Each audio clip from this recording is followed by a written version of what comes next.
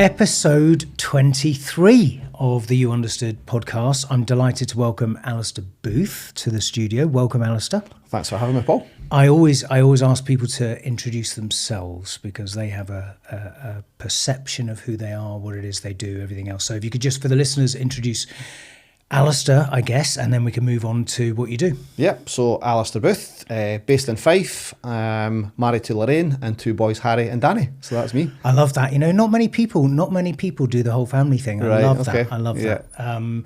Good. Okay. And then your area of work? Yep, so founder of the HR Booth. So that's a HR consultancy providing outsourced HR services to businesses across the country.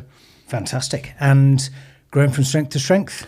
Something like that, yeah. So started off being my own, as you'll know, and we're now a team of 15 with a couple of roles still to fill. So, yep, headcount has grown quite a bit over the last couple of years. But a lot of years under the belt, right? Yeah, so 12 years kind of full time doing this. So, yeah, hence the grey hair and all that kind of stuff. But yeah, 12 years doing this. So there's a race for grey hair, I think, between you and I. So before we get into the detail, the most important question, and it won't be relevant when people watch this back in a year's time, but where are you watching the Scotland game? I'm watching that. So during lockdown, we converted our garage into a bar. So that is where I'm watching the Scotland game. Amazing. So, and what do you think? Are you an optimist or a pessimist? I think it's best to get Germany out of the way first. So I'm pretty confident, actually. Yeah, I think Scotland will do all right. Yeah, so do I. I don't know why. It's not based on anything. But what about you? Where are you watching it?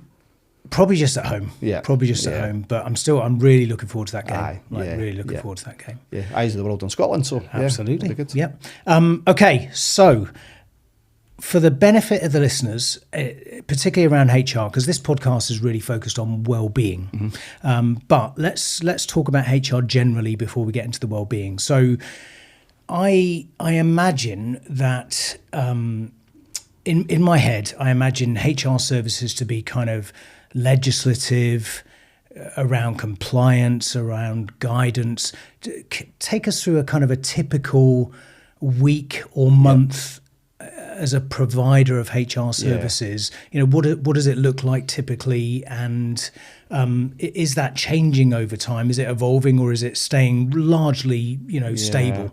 So I think you're probably right. If I think back to my earlier kind of career before the HR booth, various kind of roles that I had.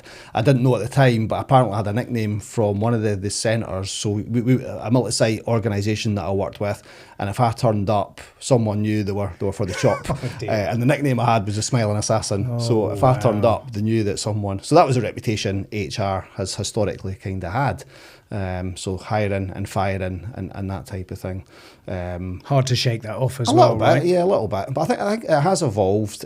So yeah, like you said, there is a lot around legislation changes. So a big part of the HR role is keeping employers up to date with that. But our value isn't in terms of writing employee handbooks and policies and things, because things are changing. In a few years, AI will do all that for everybody anyway. Yes. So if HR companies are focusing on that, then they are going to kind of be left behind.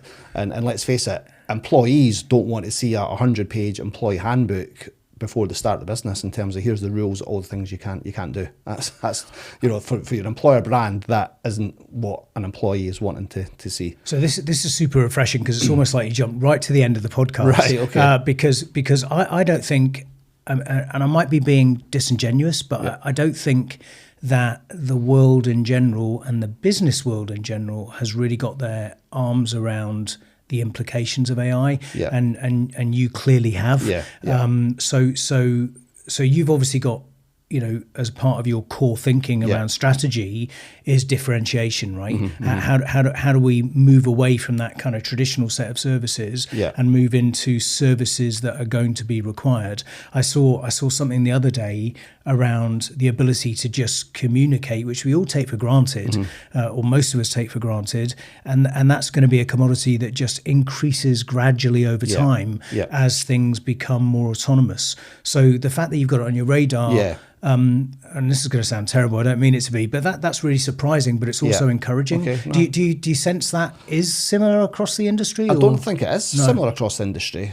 We, fortunate enough, some of the kind of clients that we've acquired over recent times have been with previous HR providers. Okay. So part of that onboarding process is to kind of look at what you've got in place at the minute, what needs a refresh, and what can we do to help in the future. And I have to say, none of them, from what I can see in terms of their policies and their handbooks, it's all very legal, kind of heavy jargon, all of that, and it just doesn't kind of really send a message that it's user friendly. So from an employee perspective, so from what I've seen, I don't think it is on the radar of many, and I might be way off the mark with that. But and it's important to have rules and clearly documented processes around, you know, in the event of such and such, what could happen. But I think there's a softer way to kind of write that, and in line with the culture and the values of that business. And quite often, from what I see, it's just a template and a copy and paste job. And if that's what businesses want, they don't have to pay someone to do that. They can do that themselves, or AI will do it. You know? And so that's not the value I think the HR can add. And it's the balance, isn't it? Because AI is the tool that will allow you and others to have efficiency and lower costs within the business. But eventually that disseminates through businesses generally, and everyone becomes aware of it. Everyone starts to use it, and therefore that kind of advantage is eroded over time. But initially, it's an advantage. Exactly, definitely. And kind of that question you asked there, Paul, around their typical kind of services or day to day, it varies.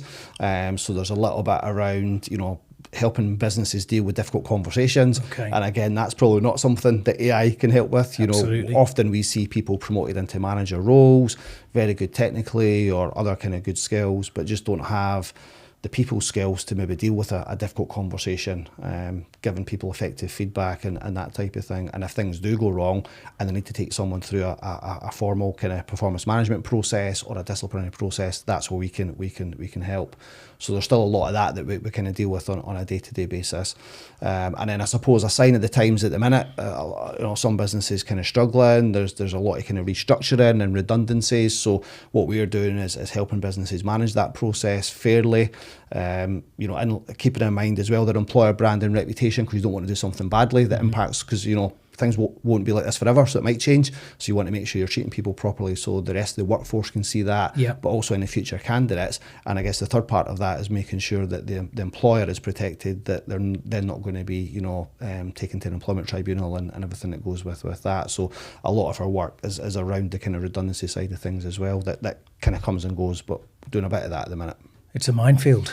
It's a minefield. What? So out of all the things that you do, what would you say is the most common ask of businesses to you? Like what would be the most, you know, the most common thing that people come and say, look, I need your help with X, Y, Z? So a lot of it still tends to be the discipline and the grievance side of things. So quite a lot of heavy focus on what we class employee relations, case management. So discipline, grievance, investigations, that type of thing. And then depending on sector, we also do quite a lot of recruitment administration and recruitment. And one of the kind of services that has evolved for us in recent years is we've now got an admin support team, which is very specific to some of our clients, where they're looking to kind of just outsource everything HR related to save them time and money. And a couple of reasons for that is, I suppose, previous to kind of, or during COVID, a lot of businesses had an office manager, and they would deal with a lot of the day-to-day HR admin in terms of HR files, job offers, onboarding, setting up IT kit. If someone's left the business, dealing with all of that. And then when we move to kind of hybrid setting or remote setting, businesses don't need an office manager, but some of that admin still has to take place. So we were quite fortunate. A lot of the clients that we were supporting on an HR perspective anyway would then come to us to say, we need a bit of additional support. Is that something you can help with? So me being me, yeah, absolutely, we'll do that and we'll find a way. And that's kind of what's happened, and that service has just kind of evolved over the last kind of 12 or 18 months. And a lot of that's existing clients giving us more work. Dealing with the HR admin side of things. And that's the best work you can get, really, isn't it? Absolutely, definitely, Because it shows what they think about you, right? Exactly. And a really good example of that as well is that the team are really quite aligned to the customer, and spending time and getting to know them and staying close. We had an example with a client last year who they were looking to recruit a part-time HR assistant for the very reason, everything I've just described. And then the HR consultant had said, well, that's something we could perhaps do for you. Oh, I didn't know that's something you could do. So what's then happened is us, they've outsourced that to us.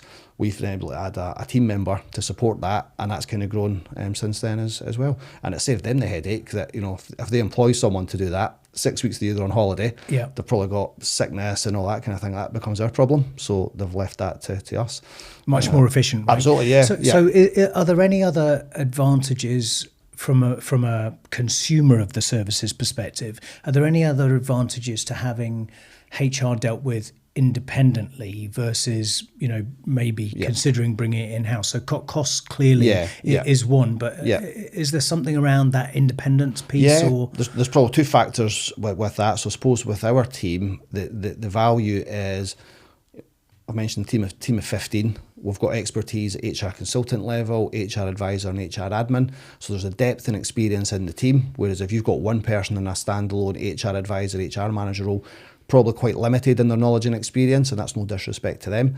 Whereas we've got the depth in the team, that there'll be nothing in our team that we've not kind of touched on, whether it's a two-pay situation, collective redundancy, dealing with trade unions, all that kind of thing. We've got that experience in the team. So whilst the consumer might be dealing with one individual in our team, there's that depth in the team that someone else can kind of pick that up. And then on the independent side of things is more around, our view is to protect the organisation, but we're quite happy to kind of challenge the organisation to say, have you kind of looked at this properly? Where sometimes with the in-house HR, you're having to kind of get the solution because that's what your boss is telling you to do. Yes, exactly. And it's not your boss, it's that client, business-to-business Spot kind on. of relationship. So that's where that independence can help. Got it. And just a fresh pair of eyes to kind of have a look at it. And we'll put the links at the bottom of the podcast when we launch it. So anyone with any questions or needing any advice can get in touch with you directly. But is there a sweet spot that the HR booth have in terms of, for example, client size or client sector or client geographies? Would you say there's a sweet spot, or actually are you relevant in most cases? Yeah, probably relevant in most cases. It's a good question. We haven't niched into any particular sector. So typical clients will be manufacturing and engineering. We've got a lot of organisations in the third sector, and their kind of needs are a little bit different, quite heavily focused around funding, and then quite often that funding comes to an end and there might be a bit of restructure and redundancy. And what we find is with the charities in the third sector, they just want that peace of mind that they've got that HR support to help. We've also got some professional services companies we work with, and then kind of high growth kind of businesses as well. So, you know, a couple of good examples for us has been businesses round about 18 to 20 staff on a growth journey, not wanting to employ in-house, but just outsource that to us and kind of grow with them. So we've had some real good examples of businesses that we've been on that journey, helped them grow, and also that's helped kind of grow our own team as well. So Fantastic. able to do the recruitment, the onboarding, some management training, workshops, and deal with everything else from an HR perspective. So not any kind of particular sector. We could, you know, probably got 5 or 6 different types of businesses that we kind of look after. Amazing. And it's and that works really well for us. It works really well. Cool. So the main reason for getting you in is the perceived trajectory in the market, I guess, but in businesses more generally, that, you know, well-being is a critical component of the success of a business, and some organizations are starting to make that link. Other organizations aren't, and they're stuck on the traditional metrics, you know, revenue, profitability, costs, you know, as some would say they should be. But I think there's this lack of understanding or cognizance, perhaps, because it's not front and center, that actually the business is the people. And if you have thriving people, then you usually have a thriving business. But there is a kind of a wall in the middle of that. And what I wanted to start the conversation off on well-being is, you know, where the culture isn't right, or there's an unhelpful set of circumstances, or the environment's not conducive, how have you found that kind of manifests itself in you know, in anonymous examples? Is it just that the business stagnates? Is it that there's, you know, real kind of disruption that can border malicious impact? And then from those behaviours, you can get really quite serious implications in terms of bullying and things like that. So I just wanted to start on the negative, actually. I wanted to start with kind of exploring if the well-being piece isn't right within an organisation, regardless of blame, how does that manifest itself in the way you found it too? So good question. So you said there about the business stagnating. Absolutely, and what you could find, it goes back the way, and reasons for that is that you businesses could be losing good people, and as you and I both know, it's difficult to recruit good people. It takes time, it takes effort, and it takes a cost. And it's the hidden cost of that is it's the knowledge of that person kind of leaving the business, which impacts on your customer. And if your customer is used to kind of dealing with certain people, and they continually change, they're going to get pretty hacked off pretty quickly, and then maybe move the service. So you kind of lose that customer. Then there's reputational kind of risk around that as well, and that reputational damage. So that's how it can manifest itself. So you might not see it as a kind of cost, but there'll be a hidden cost there in terms of just that recruitment and retention piece. You might also have a situation where people are taking time off work, which has an impact on other colleagues in the business, which then puts burden on the service that you can provide. Because they're taking on that person's workload, yeah, right? exactly, yeah. And then they get to a situation where they perhaps burn out as well, and they either go off or they leave, and you're just in that kind of hamster wheel kind of effect in terms of dealing with that. And that's what can happen. And so things like that absenteeism that you touched on, but also what often gets talked about is kind of presenteeism as well, right? So people are turning up at work, but they're effectively ineffective because of a myriad of reasons, right? And again, it really doesn't matter about the reason, but it does matter that you can help support that individual because actually it's not just about the individual and their ecosystem and their relationships, but it's about their ability to contribute to the whole as well. So getting that right's important, right? Yeah, definitely. And I don't know, it must be difficult to kind of, absenteeism is relatively easy to measure, right? You've got to they're here or they're not. But presenteeism is, I would imagine, much harder, and that manifests itself, I guess, in things like disciplinaries where you're looking at performance, but singularly, if that makes sense, and you're not tying it back. So I'm interested to understand your view on why you think the dots still haven't been joined in a really obvious way between the health of an employee base, and by health I mean physical health and mental health, because you see kind of, I think physical health initiatives are there. You look at trackers and that's linked to insurance and everything else, but I think the mental health side of things, which I would argue could be actually more of a catalyst for performance. But there just seems to be a lack of understanding on joining those dots. And I wonder why you think that is. I know. And if you look at some organisations, and if I look at kind of say manufacturing as an example, or companies that have got machinery and equipment, they spend a lot of money on that machinery and equipment, but they also take out a maintenance package to make sure it's maintained and it's serviced and it's looked after. Whereas if you've got an employee, you spent a lot of money to get that individual, but what have you done to kind of look after their well-being? As a question there around that. And a lot of them, because they've not got a service plan, they probably don't do very little, and probably think, well, it's not their responsibility as the employer. Where does that boundary kind of end, if you like? So who's responsible for their well-being? Is that the individual or is it the employer? And I would argue that the employer has got a duty of care. We're not responsible for everything to do that individual, but if it's our employee and our person, you've got a responsibility to make sure that they're kind of looked after and supported, and treat them as a person, not as a number. And it's understanding there will be factors outside the work that you just maybe don't know about, but we should be kind of checking in with people and understanding what that looks like and supporting them as well.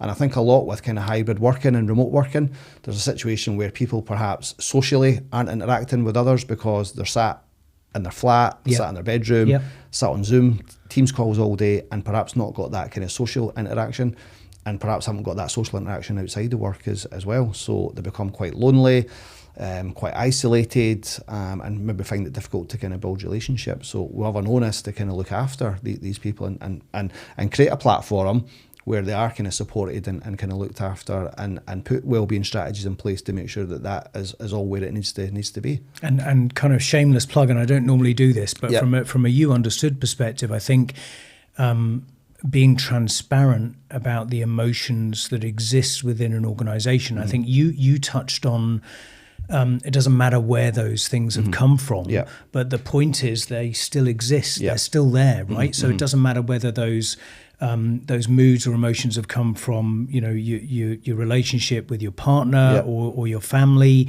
or a friend or a colleague, or, you know, it doesn't really matter, because they exist. And if they exist, whether they're, you know, perceived positive or negative emotions, the things that you need to think about are kind of emotional contagion, right? And so you can get positive emotional contagion where, you know, you see it typically in American companies, right? Everyone's happy, like super happy clappers and everything, but it's infectious, right? It's infectious, and if you're in and around that, you absorb it, and you tend to act on it to some degree. But the same can happen in a negative sense. So if you've got people that are disengaged or really unhappy, then that there's a contagion there that exists. So understanding that they're there, regardless of where they come from, is, I think, the first step in being able to help support individuals, however they might need that support, because everyone's individual, right? Exactly. And that goes back to the point earlier around a difficult conversation, because someone could be negative, and if the manager hasn't got the confidence, or they've not got it in their toolbox in terms of how to address that, all that happens is that negative behaviour breeds, it's contagious with everyone else in the business, because the perception with the rest of the team is that the manager has done nothing about that. We can see it's an issue, so why should we bother? And then right away you've got a kind of negative culture in the business because you've not addressed it. But the person who is negative, there might be a factor behind it. It might be they're not disengaged with the workforce for a particular reason. It might be something outside the work. Absolutely. As you said, relationship issues, financial issues. What we're seeing a lot at the minute as well, a lot of people are having to kind of care for elderly relatives, and that's a challenge. And huge burden, absolutely, right? Stress, lots of things, pressure, and young people having to deal with that. You know, you just don't know. But if you don't have the conversation with an individual, how would you know?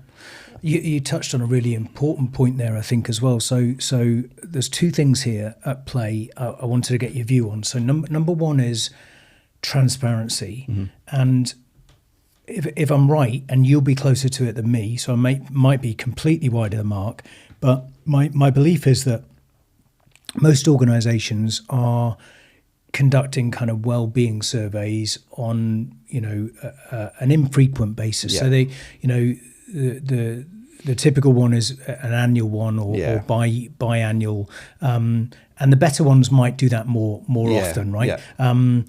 But it will be very uniform in its approach. And your last comment around the manager.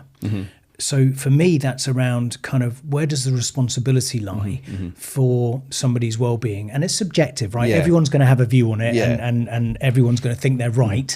But, you know, having transparency and empowering an entire organisation to be aware of where they're at, in my mind at least, gives them the freedom to change things. So it doesn't mean they can change things. I'm not saying they've got the tools to do it. I'm not saying they may be inclined or motivated to do it. But by understanding, for example, that your colleagues in marketing or the guys and girls on the factory floor are clearly struggling a little more than usual, well, now that I know that and I can see it, beyond just sensing it and having to second guess it, well, maybe now I'll make an extra effort, right? I don't have to wait for hierarchical structures to kick in, and there's where most of the frustration comes in, because they don't kick in, but I don't have to wait for that to happen. So what's your view on that, first of all, and then I want to kind of talk about why I think that transparency may be the thing that's killing it a little bit as well, right? Exactly. So I think good point with the surveys. So it could be an engagement survey, it could be a wellbeing survey, regardless of what it is. I think sometimes that's met with a bit of resistance in the business because people might be worried, if I say something wrong, does it go against me? And is it going to come back to me? Am I going to be identified for saying something? And also there might be a situation where if surveys have been done on a regular basis, what have the business actually done and acted on the results? So people then think, well, what's the point? Why bother? I filled this in last year and I gave my feedback. Happened. Nothing changed. Nothing happened. And we've all seen it. Yeah. And so people lose interest and lose faith in it and think, well, what is this information going to do? What's it going to change? Yeah. So I think you've got an element of that around these kind of annual kind of surveys. So that there's that piece. And I think on the line manager piece, I think businesses completely underestimate the influence that a manager can have on an individual. It can make or break someone. If you've got a good manager who supports and mentors you, that could really put someone on a great career path. But on the other flip side, if that's someone who isn't a good role model, not a good manager, it could be really damaging to an individual. And, that's... And I don't think companies set out to do that. You have people at the top who really talk the talk and say, yeah, I want to have a good culture and good engagement. But if it's the middle managers below them in terms of the structure, if that's not right, they're probably not going to hear about that and just assume that things are where they need to be. But and that's damaging. You've hit upon a really important point again. So I think so. I'll come back to that manager piece, but I think the reason that transparency within an organisation, as far as emotional intelligence is concerned, is perhaps is embraced reluctantly or more reluctantly than I'd like. Is because when it's not obvious, so when it's not tangible, it's convenient to be able to ignore that, right?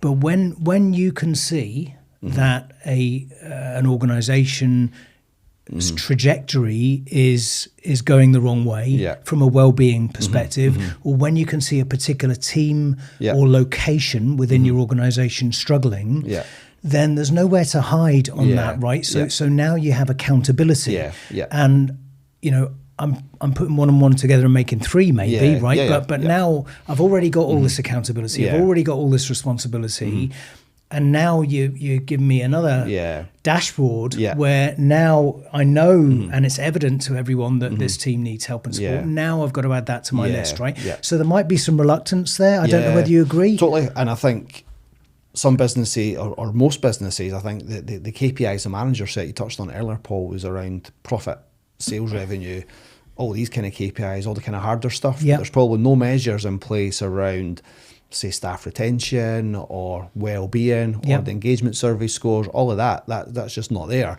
And where it is, are they being transparent with the rest of the business to actually say, this is a metric that we are going to look to achieve this year, and share the results on a monthly or a quarterly basis, whatever it might be. And it's very rare to see that. And I think the problem with that is people see through it, the individuals in the shop floor or in the business, because it's not being measured, but they can see it's as an issue. So there's no point in setting out to say you're going to do something and then not share the results and be transparent with that. And I think businesses would get a little bit more, I suppose, credibility from people if we say we've got things wrong, we're disappointed we've got things wrong, but here's what we're going to do to try and fix it, and and then embrace it and drive that forward. I'm minded of a completely different conversation, right? And it was around blockchain, right? Right. Bear with me. There's a link. So an organisation I know uses blockchain to capture really important data, and they lead with a sustainability message. That's a core component of their brand and their go-to-market. And the realization that nobody in that world is perfect, right? But here's the thing that I think the market or the consumers don't get enough credit for, is that just the simple act of placing that data in the blockchain and therefore making it available and transparent, so we're coming back to transparency, the fact that they may only be, for example, 32% of where they need to be, the point isn't actually their journey towards success, i.e. that mythical 100%. Their journey is actually saying, look, we're going to take the consumers along with us, and actually we're going to open our doors and be transparent about it, because the reality is nobody's perfect, right? But here's the thing. we're making a start, and we believe in it so much that actually we're going to do it. Yeah. And warts and all, right? But we believe in it. We're we're open about it, and we're starting on a journey that is very much that. It's a journey, right, towards hopefully a set of aspirations that are meaningful. Yeah. And every year it might be 2 or 3% progress, hopefully more. But the point is, we're going to make gradual progress towards a utopian goal. We may never get there, but the point is you're going to be on that journey with us. Yeah. Same for me here is if the employees, for example, are expecting an organisation to be perfect, I mean, the reality is there's not a single one that is. Yeah. Right? And that's the reality of it, right? So if organisations were to embrace transparently a wellbeing index, I think the very fact that they're saying, look, we're going to start this journey together and we're all going to be part of it, we're all responsible for this culture, I think is a really strong message to send, and it's more relevant now than it's ever been, I think. Definitely.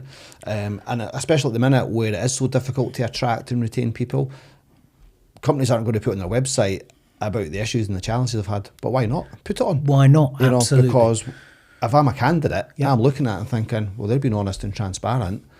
Why would I not want to be on that journey and try and help and develop that moving forward? But all you see on career websites or company brochures is how great the place is. How amazing it is. Yeah. And all you've got is an exodus of people leaving the business. Think it doesn't add up. So, it's a bit like greenwashing, isn't it? Exactly. So people see through it. So why not just be honest and say, yeah, we have got certain things wrong. We're on our journey, and here's what we want to do to try and fix it. And as you say, you're not going to fix everything. That's impossible. But let's try and kind of embrace that and go on that journey.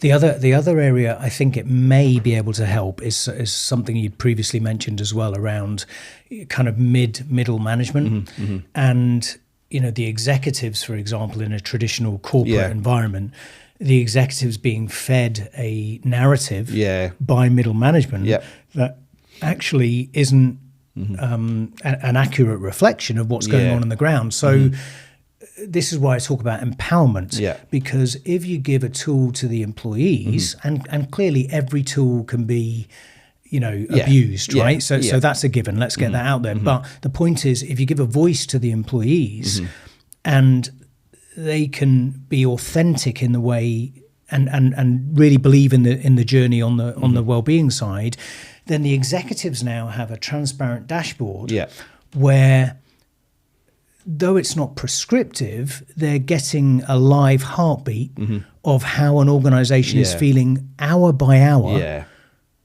day by day, week by week. And that gives them, back to that accountability and responsibility piece, I guess it gives them a choice, right? Because the questions I think the questions are as relevant in a thriving team or organisation as they are in a team that's struggling or needs extra support. And the questions are, what are the component parts of that thriving environment or the struggling environment? And it's either, or likely to be, the environment itself, the workload, the people or the managers. Right. And so by understanding whether there's a thriving or a struggling environment, you've now, as executive levels, you've now got to start to ask yourself the question, and it's an opportunity, and that's all it is. Because again, like you said, we did the survey, nobody acted.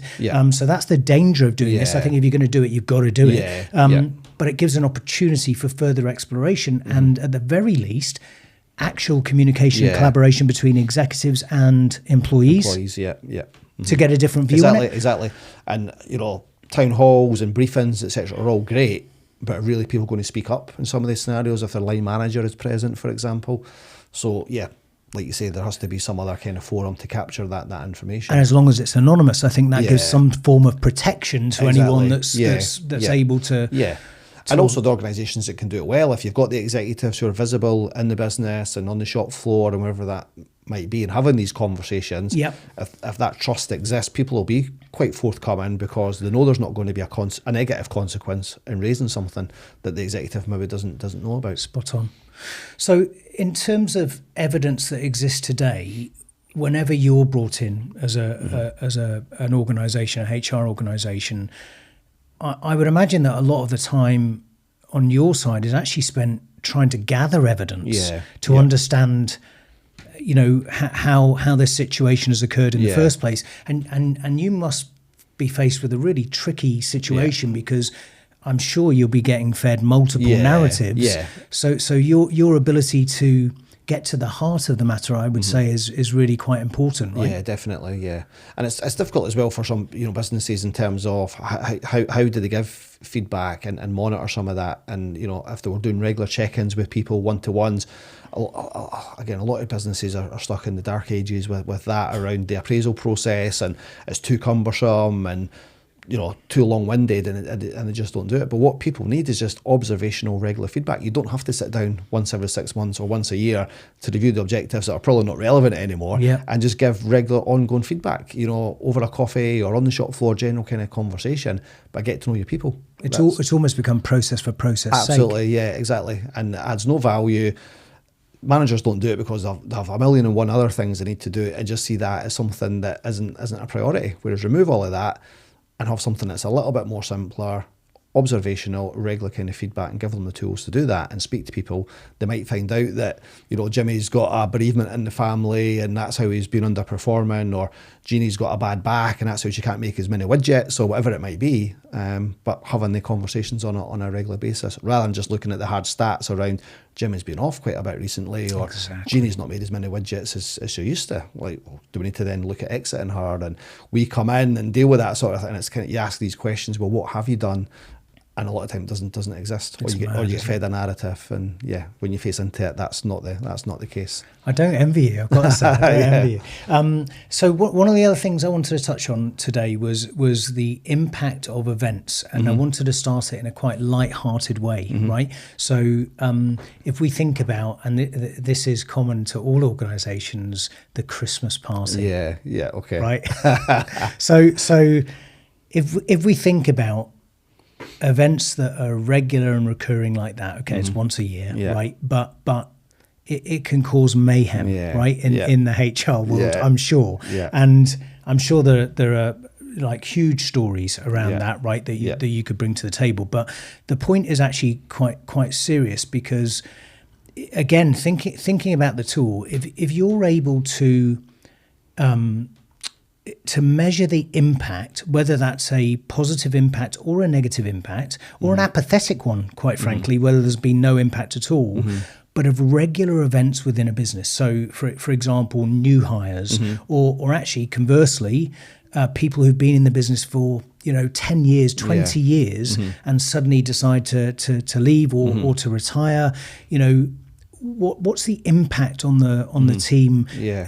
And it's not just in terms of the knowledge and experience that walks out the door, but it's on the impact of the well-being of the team, right? And how it's impacting others. And then if it's an adverse impact, what can we do about that, and what can we learn from that? But even things like, again, traditional kind of commercial environments, but if we're putting in long hours and late nights into kind of submitting big bids, right? And then we lose those bids, okay, everyone goes, oh, that's a shame, isn't it? But what's the impact of that, right? Because by doing that, we're all making kind of personal sacrifices. But again, conversely, not all negative. So what's the impact of success? And then if we can understand the impact of success, and not just as a whole within the group, but how it impacted that team or this team. And actually, these guys really benefited from that. These guys really didn't. So measurement of events in terms of well-being, I think it's an important part, but I don't know whether you agree. No, I do, and not even just events as such. I think having creating a community, I think, is really important. And I think if there's a community spirit within a business, that improves well-being. It improves all the things we spoke about at the beginning in terms of customer engagement, customer satisfaction. People stay with the business longer, less likely to take time off. They're going to be productive. So all of that. And if they're probably not on their game, they feel like they're maybe letting a colleague down. So they go that extra mile just to try and help a colleague. So that community spirit, I think, is important. And you can do that via kind of social events. So whether it's your Christmas party or annual kind of staff barbecue or volunteer days. Exactly. I was going to touch on that. Yeah. Friends and family type things as well, so that if people are working long hours and that sacrifice is to the detriment of the family, is then maybe organising something at Christmas where the family can come along, whether it's a Christmas panto, meet Santa, whatever it might be, but involving the kind of family in it. Then people then perhaps the families maybe don't mind so much when the long hours do come, because they see there's been a bit of recognition at other points during the year, and they do care about the well-being.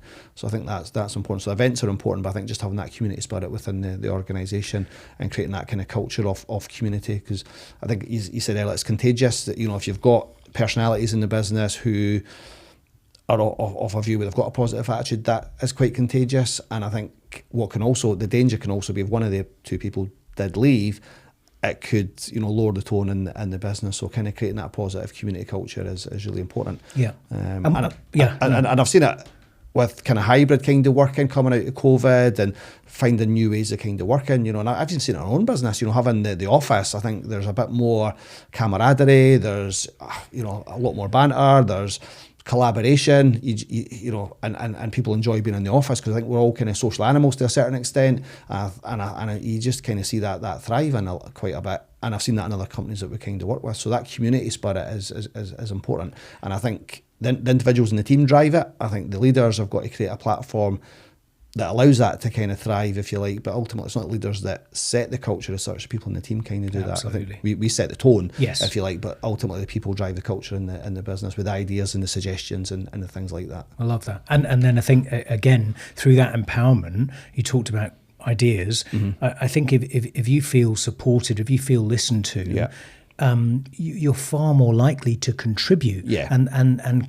contribution through effort, contribution through focus, motivation, determination, but also creativity, right? And I think that's a bit that's potentially missing a lot in businesses, is ideas. Absolutely, and they may be there, but people don't share them. Exactly. And I remember you told me this years ago, and I've heard a number of people since then say the same thing.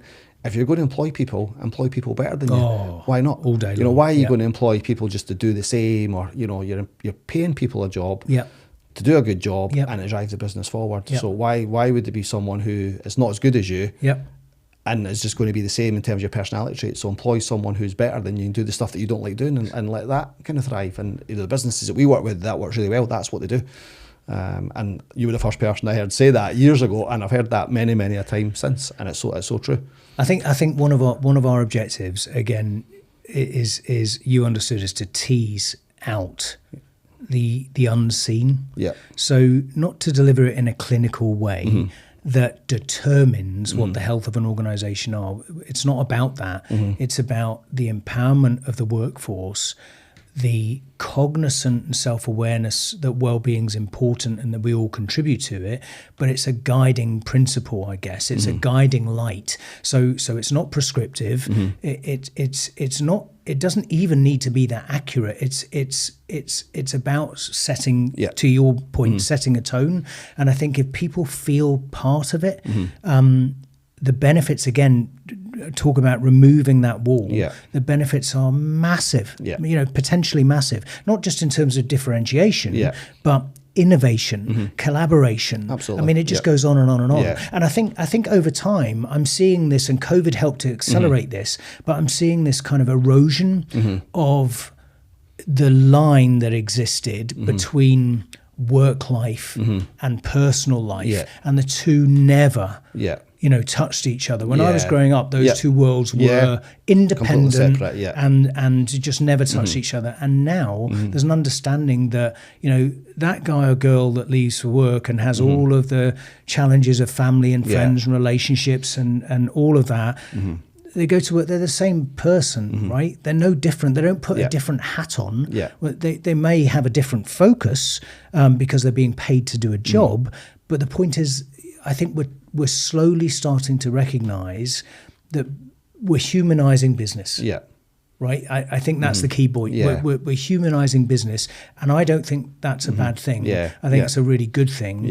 And I'm lifted by the trajectory, but I sense that in the real world out there's still a long way to go. Yeah, absolutely. It's funny. So as you know, I do a lot of work with some of the local schools. So involved with developing young workforce and Young Enterprise Scotland, and there's a couple of other businesses that are involved in that. And tune the fact with one of the business owners a few weeks ago, he was interviewing a school leaver, and he actually says to me that he's been interviewing for 40 years, and he said to me it was the first time he actually felt like he was being interviewed by the candidate, and it was an 18-year-old. And at the end of the interview, the guy says to the candidate, he says, yeah, we've got a few other candidates to meet, I'll come back to you in the next couple of weeks. And the guy said, don't worry, I'll come back to you. I've got 3 or 4 other job interviews lined up. I'll come back to you. And he was shocked. He says, and that was an 18-year-old that had said that. But the world of work is changing, and people want different things from an employer. Absolutely. And they're going to drive that. And if the businesses aren't embracing that, they're the ones that are going to be left behind, because already a smaller talent pool.